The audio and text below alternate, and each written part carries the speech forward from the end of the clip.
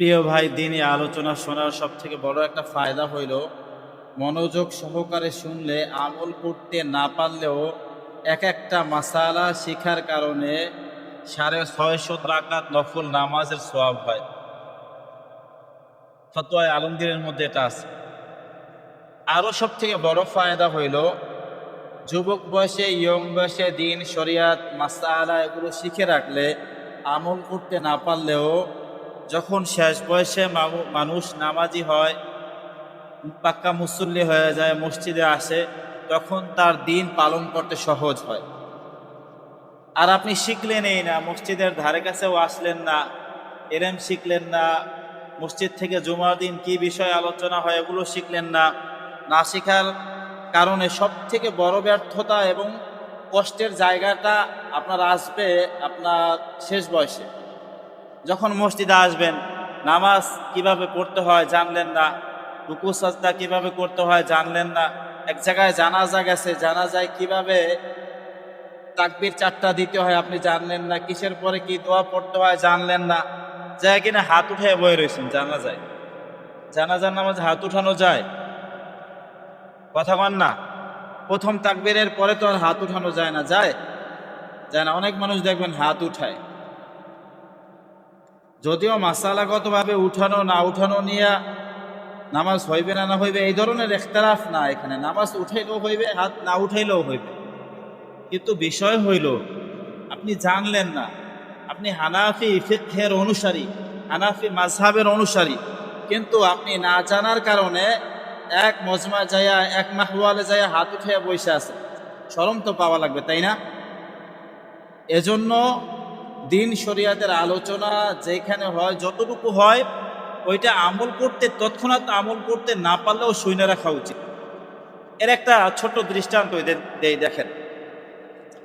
বাংলাদেশের মধ্যে তুলনামূলক মাহফিল বেশি হয়, বেশি হয় না? আপনার বাংলাদেশ ব্যতীত আরো 56টা মুসলিম কান্ট্রি আছে, বাংলাদেশকে নিয়ে 57টা।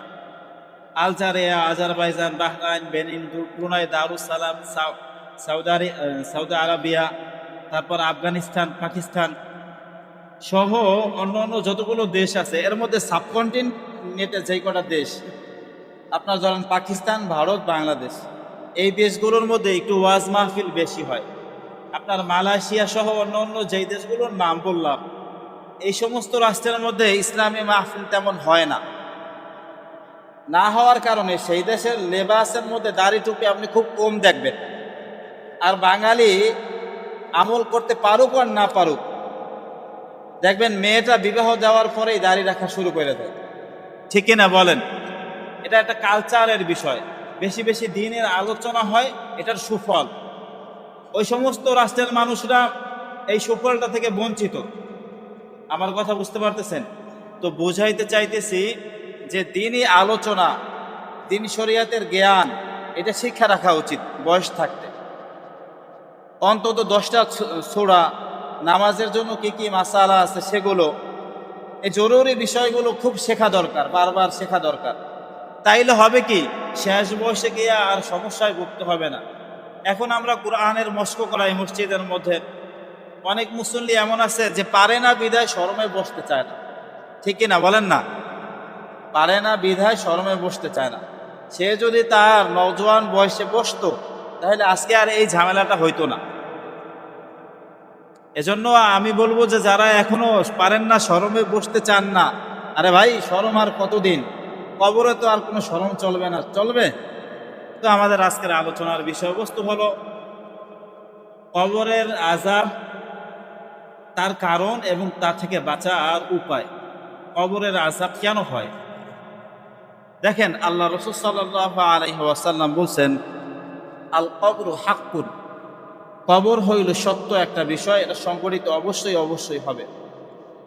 তিরমিজি শরীফের এক হাদিসের মধ্যে আছে, আল্লাহ রাসূল সাল্লাল্লাহু আলাইহি ওয়াসাল্লাম বলছেন যে এই উম্মতকে সর্বপ্রথম কবরে পরীক্ষা করা হবে এবং কবরের মধ্যে 3টা প্রশ্ন করা হবে, 3টা প্রশ্নের 3টা উত্তর।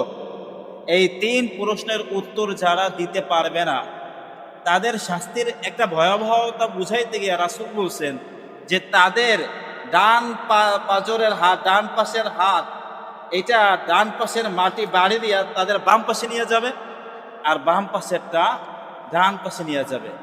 এমন এক অবস্থা হবে যেমনিভাবে দুইটা আঙ্গুল একটা এই পাশে করা যায়, ঠিক তাদের হাড়গুলো এক পাজরেরটা অন্য পাশে চলে যাবে, আবার আরেক পাশেরটা আরেক পাশে চলে আসবে।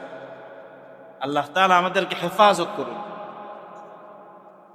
কবরের আযাবের ব্যাপারে অনেক হাদিস আছে। আমি ছোট্ট একটা আয়াত পাঠ করেছি, সূরাতুল গাফির বা সূরা মুমিন। এই সূরার দুইটা নাম, সূরা গাফির অথবা সূরা মুমিন। গাফির নামকরণের কারণ হলো সূরা শুরুতে আছে গাফিরিদ যামবি ওয়া কাবিলিত তাওবি, অর্থাৎ আল্লাহ তাআলা গুনাহসমূহকে ক্ষমাকারী এবং তাওবা কবুলকারী। এই দৃষ্টিকোণ থেকে সূরার নাম দিচ্ছে গাফির। আর অন্য আমরা যেই নামটা বলি সূরা মুমিন, এই সূরার মধ্যে একটা ঘটনা আছে। ফেরাউন যখন তার রাজত্ব পরিচালনা করে, মুসা আলাইহিস সালাম যখন দ্বীনের দাওয়াত দিছে, তখন ফেরাউনদের বাহিনীর মধ্যে একটা লোক ইসলাম ধর্মে দীক্ষিত হয়েছে। মুসা আলাইহিস সালামের উপরে ঈমান আছে, সে ছিল মুমিন। তো তাকে কেন্দ্র করে অনেকখানি ঘটনা এই সূরার মধ্যে আসছে। এজন্য এই সূরাকে মুমিন বলা হয়, সূরাতুল মুমিন। তো সূরাতুল মুমিনের 46 নম্বর আয়াতের মধ্যে রব্বুল আলামিন বলেন, আন্নারু ইউরাদুনা আলাইহা গুদুওয়ান ওয়া আশিয়া। আন্নার তথা আগুন, ইউরাদুনা আলাইহা গুদুওয়ান ওয়া আশিয়া, প্রতিদিন যারা জাহান্নামী তারা কবরে থাকা অবস্থায় তাদেরকে জাহান্নামের সামনে একবার পেশ করা হবে, প্রতিদিন সকালে এবং সন্ধ্যায়। প্রতিদিন সকাল এবং সন্ধ্যায় তাদেরকে কি করা হবে? জাহান্নামের সামনে পেশ করা হবে, আগুনের সামনে পেশ করা হবে। এবং তাদের সময়কাল কতটুকু? ইবনে জারির তাবারি রহমাতুল্লাহি আলাইহি ওনার প্রখ্যাত তাফসীর গ্রন্থ তাফসীরে তাবারির মধ্যে বলেন যে আল্লাহ রাসূল এক হাদিসের মধ্যে বলছেন, বাইনা নাফখাতাইনি আরবাউন, তথা সিংগায় যে ফুৎকার দেবে ইসরাফিল আলাইহিস সালাম, এই ফুৎকার দেওয়ার মধ্যবর্তী সময় হলো 40 বছর। কত বছর? 40 বছর। আরবাউন 40 বছর। কেউ কেউ বলছে 40,000 বছর। তো ধরেন 40,000 বছর বা 40 বছর, যেটাই ধরেন। এটার সাথে আরেকটা ব্যাখ্যা বা তাবিল করে যোগ করা হয়েছে যে ওইখানে যদি 40,000 বছর ধরা হয়, তো পৃথিবী কিয়ামত আসা পর্যন্ত পৃথিবীর সময়কালটা ধরেন 30,000 বছর। এই 30,000 বছর এবং হইল 40,000 বছর, টোটালি হয় 70,000 বছর। নূহ আলাইহিস সালামের জামানায় যারা ইন্তেকাল হয়েছে, আদম আলাইহিস সালাতু ওয়াস সালামের জামানায় যে সমস্ত মুশরিক বদ্দিনরা ইন্তেকাল হয়েছে, ওরা এই সময়কাল পর্যন্ত শাস্তি পাইতে থাকে। এমনকি আমাদের জামানায় যারা বদ্দিন অবস্থায়, পাপ করা অবস্থায়, পাপিষ্ঠ জীবন উপভোগ করা অবস্থায়, মিথ্যা, সুদ, জেনা, গুনাহ এগুলো করা অবস্থায় যারা ইন্তেকাল করবে, কবর তাদেরকে সর্বনিম্ন পরিমাণ 40,000 বছর শাস্তি দিবে। নাউযুবিল্লাহ। এই শাস্তির মধ্যে সাপ বিচ্ছু তো আছেই, ভয়ানক সব পোকামাকড়, এবং প্রতিদিন তার ডান পাজরের হাড়কে বাম পাজরের সাথে মিলাইয়া দিবে বাড়ি দিয়া, আবার বাম পাজরের হাড়কে প্রতিদিন ডান পাজরের সাথে মিলাইয়া দিবে। শাস্তি কাদের হবে? বুখারী শরীফের মধ্যে হাদিস আসছে, আল্লাহ রাসূল সাল্লাল্লাহু আলাইহি ওয়াসাল্লাম বলেন যে, হাদিসের মধ্যে আছে রাসূল সাল্লাল্লাহু আলাইহি ওয়াসাল্লাম একদা দুইটা কবরের পাশ দিয়ে হাইটা যাইতেছিল। তো হাইটা যাওয়ার পথে দুই কবরের মধ্যে আযাব হইতেছিল। রাসূল তো মালুম করতে পারছেন, রাসূলের যেই জিনিস জানানো হতো রাসূল ওইটা জানতে পারতেন। তো রাসূল জানার পরে সাহাবা একরামদের ডাক দিছেন, ডাক দিয়ে বলতেছেন, শোনো আমার সাহাবীরা, এই যে দুই কবর দেখতেছো, এদের কবরের মধ্যে শাস্তির কারণ হইল আম্মা আহাদুহুমা কানা লা ইয়াস্তাতিরু মিনাল বাউল, এদের মধ্যকার একজন ইস্তেনজা থেকে, পেশাব থেকে হেফাজত থাকতো না, অর্থাৎ পাক পবিত্র থাকতো না। আমরা তো আমাদের মধ্যে অনেক ভাই এমন আছে, ইস্তেনজা করলাম রাস্তার পাশে, বাস দাঁড়াইয়া উঠা চইলা যায়, পেশাব আমার শরীরের মধ্যে লাগতে থাকে, আমার পাজামার মধ্যে পেশাব লাগতে থাকে। অথবা যারা হচ্ছে যাইয়া পেশাব আমরা করি ঠিকভাবে জায়গা দেখাও করি না, যে কোন জায়গায় করলে আমার গায়ে সিটটা আসবে, কোন জায়গায় করলে আমার গায়ে সিটটা আসবে না, এই জিনিসটাও আমরা খেয়াল করি না। অথচ পেশাব থেকে হেফাজতে না থাকার কারণে কবরের মধ্যে শাস্তি হইতেছে। কে বলছে বলেন? আল্লাহ রাসূল সাল্লাল্লাহু আলাইহি সাল্লাম বলছে, ওয়া আম্মাল আখার, আর অন্য এক কবরের মধ্যে যে আছে তার ব্যাপারে বলা হয়েছে, তার অবস্থা হইল কানা ইয়ামশি বিন নামিমা, সে প্রতিদিন চগলখড়ি কইরা কইরা বেড়াইতো। এর দোষ ওর কাছে, ওর দোষ ওর কাছে, এই দোষ চর্চা কইরা বেড়াইতো। ইয়ামশি বিন নামিমা, প্রতিদিন এর ওর দোষ চর্চা করত।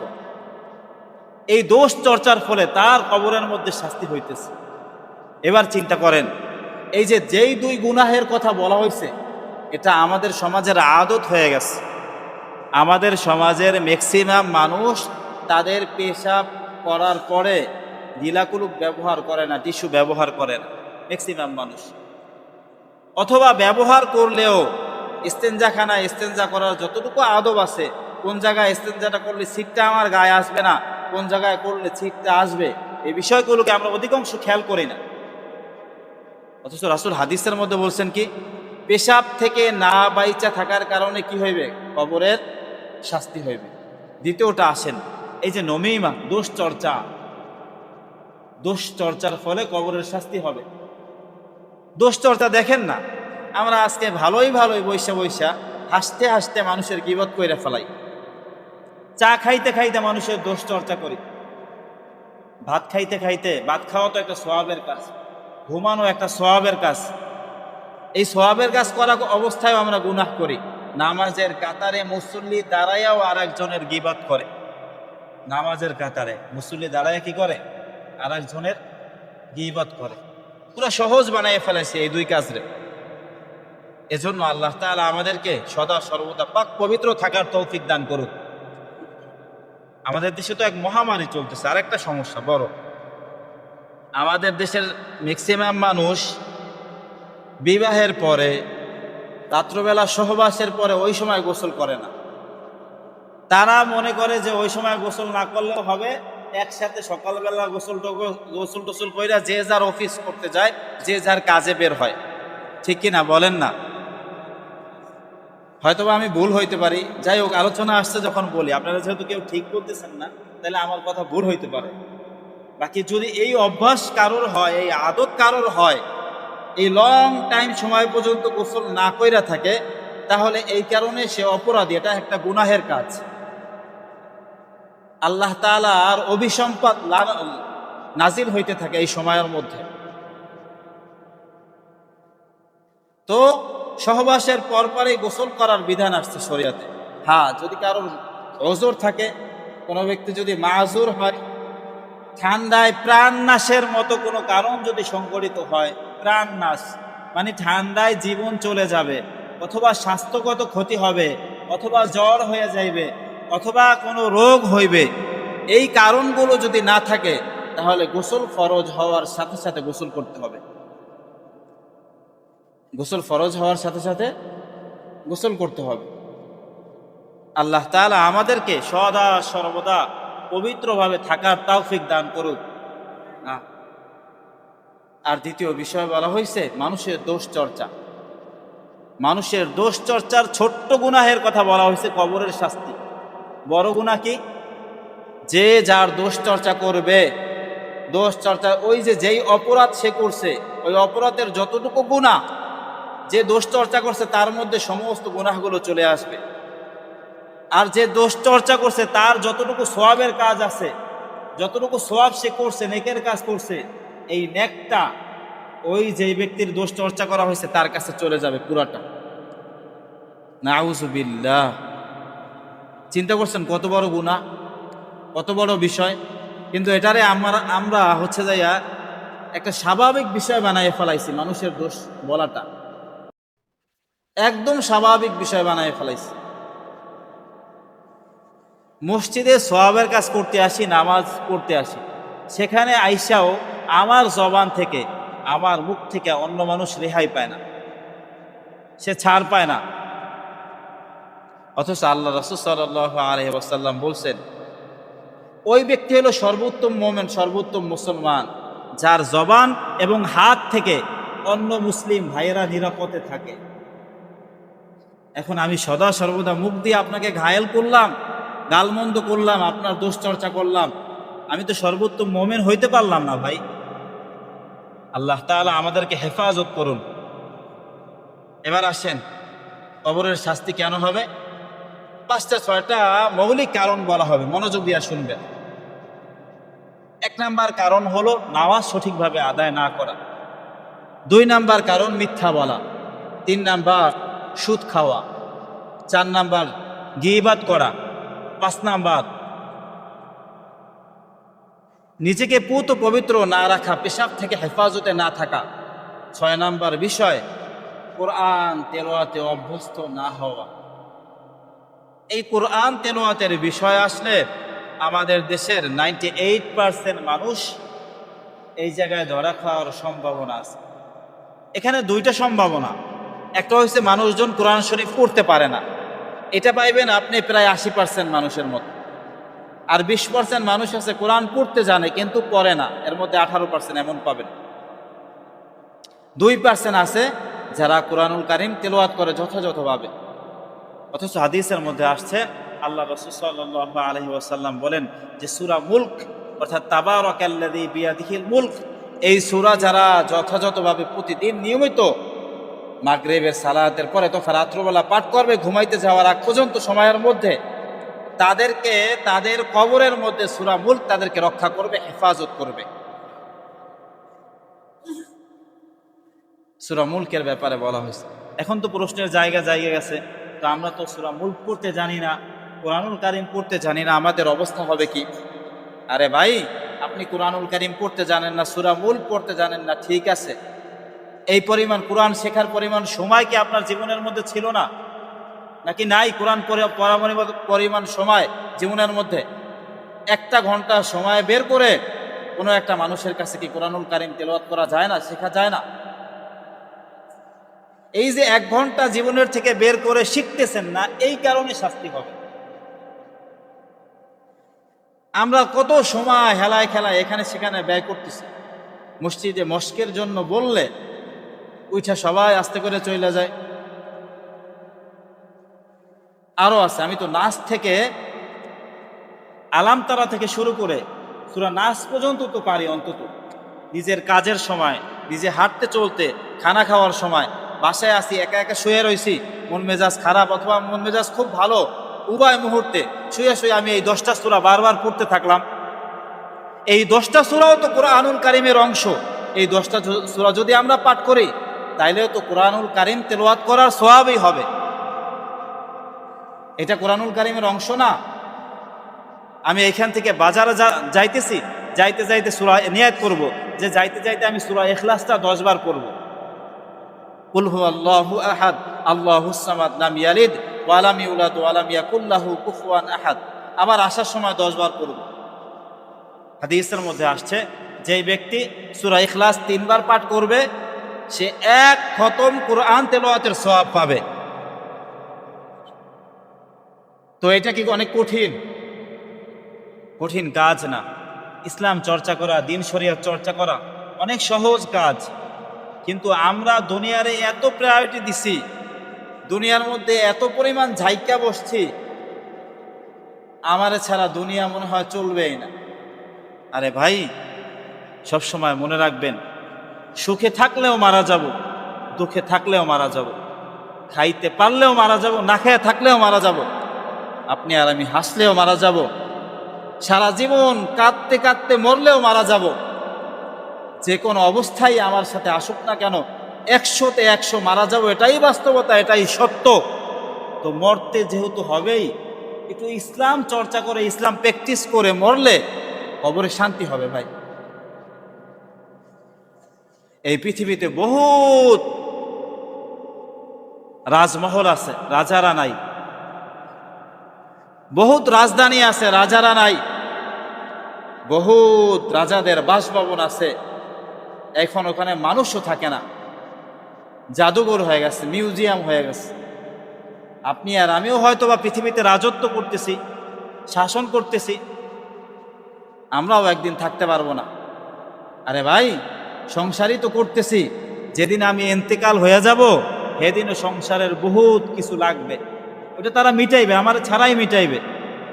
ওই দিনও আলু পটল লাগতে পারে, পেঁয়াজ করল্লা লাগতে পারে, তেল লাগতে পারে, খাড়ের একটা পায়া ওই দিনও ভাঙতে পারে, ফ্যান একটা ওই দিনও খুইলা পড়তে পারে।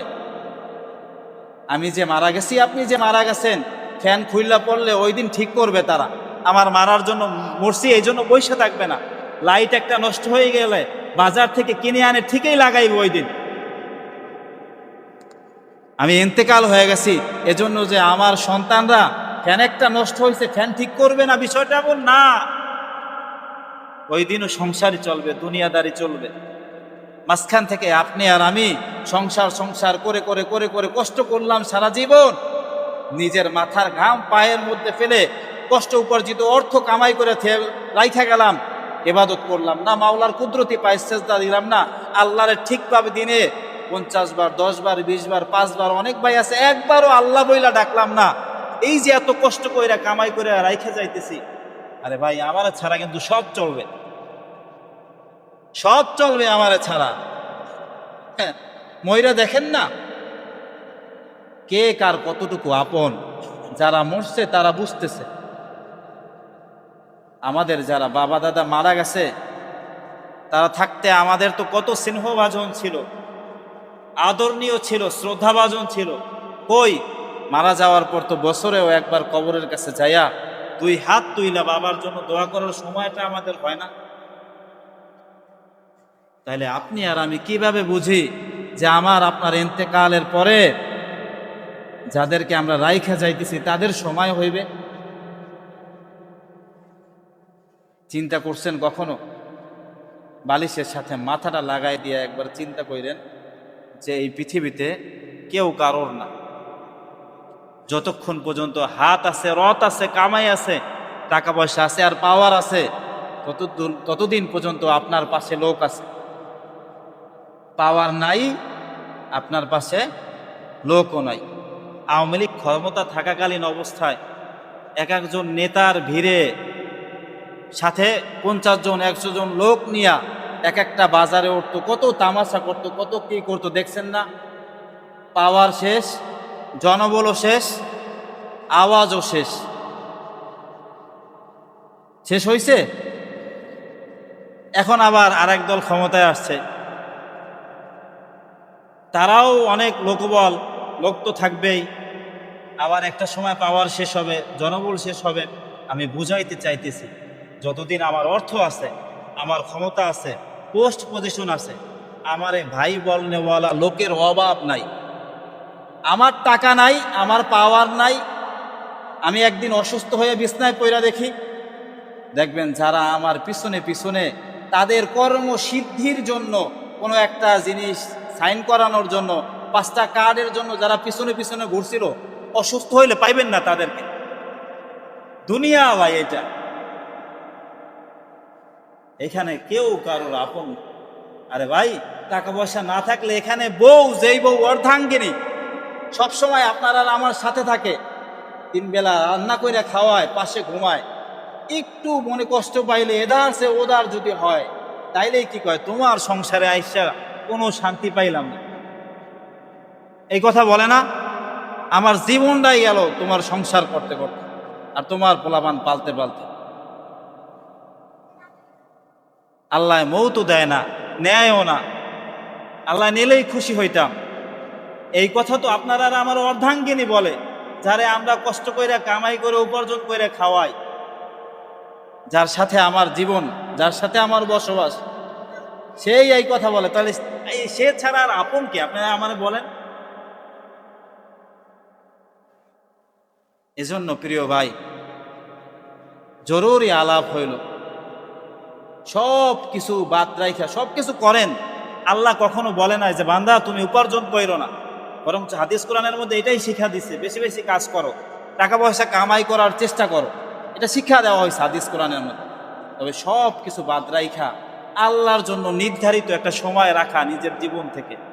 5 ওয়াক্ত নামাজে যতটুকু সময় লাগে, হাঁটতে চলতে কাজের ফাঁকে ফাঁকে আমি যেই সূরাগুলো পারি ওগুলো পড়া, আমি যেই তাসবিহাত পারি সুবহানাল্লাহ, আলহামদুলিল্লাহ, আল্লাহু আকবার, লা ইলাহা ইল্লাল্লাহ, এগুলো পড়া। এগুলো পড়তে আমার কাজের ক্ষেত্রে বাধা হবে বিষয়টা তো এমন না। তাহলে কি হইল, কোন জিনিসে আমাদেরকে পাইলো ভাই? দিন দিন দিন দিন আমরা ইসলাম থেকে দূরে চলে যাইতেছি। এই যে দেখবেন কত জরুরি আলোচনা হইতেছে, এদের কোনো খোঁজ আছে? পিছনে তাকান না, একটু দেখেন কোনো জ্ঞান, বোধ শক্তি, বুঝ ব্যবস্থা, খোঁজ আছে? নাই। এর একটা বড় ফলাফল দাঁড়াইবে ভবিষ্যতে।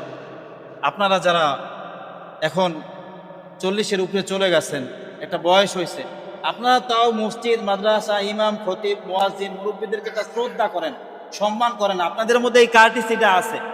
এই যে একটা জেনারেশন গইরা উঠতেছে, এদের মধ্যে সামান্য ন্যূনতম বোধ শক্তিটাও নাই যে একটা মানুষ কথা বললে তার কথাটাকে মনোযোগ সহকারে শোনা। এটা নাই। না বাপে শোনাইতে পারে, না মায়, না মসজিদের ইমাম সাহেব, না তার শিক্ষক শোনাইতে পারে না। এই কি এক জেনারেশন আইছে। দেখেন শিক্ষামন্ত্রী কি একটা কথা বলল, এটা কোনো দোষের কথা ছিল না।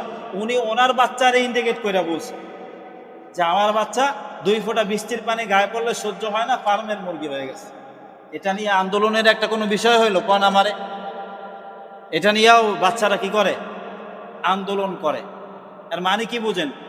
ম্যাক্সিমাম বেয়াদব তৈরি হইতেছে। এটা আমরা বানাইতেছি। কারণ কোনো বাচ্চারে আমরা সুশিক্ষা দেওয়ার ক্ষেত্রে খেয়াল করি না। কান্দে, মোবাইল দিয়ে দিছি। ভাত খায় না, মোবাইল দিয়ে দিছি। পারলে বাথরুমের মধ্যেও মোবাইলটা দিয়ে রাখে বাচ্চাটারে। ছেলে এসএসসি পাস করছে, মোবাইল ধরায় দেয়। কেন ভাই? আপনি ও এসএসসি পাস করছে, পরে সুশিক্ষা দেওয়ার জন্য 1 মাসের লেগে তাবলিগে পাঠাই দিতে পারেন না? এসএসসি পাস করছে, একটু টাকা পয়সা থাকলে বাইক কিনা দেয়, কয়দিন পর দেয় রাস্তার মধ্যে মাইরা হাত পা ভাঙ্গিয়া বসে থাকে। আপনি যে ফোন কিনে দিতেছেন, আপনার কি এই আইডিয়া আছে আপনার কেনা টাকার ফোন দিয়ে সে জুয়া খেলে, বিমান উড়ায়, ট্রেন চালায়? এই আইডিয়া আপনার আছে? তারা তো ফোন কিনে আপনি দিতেছেন।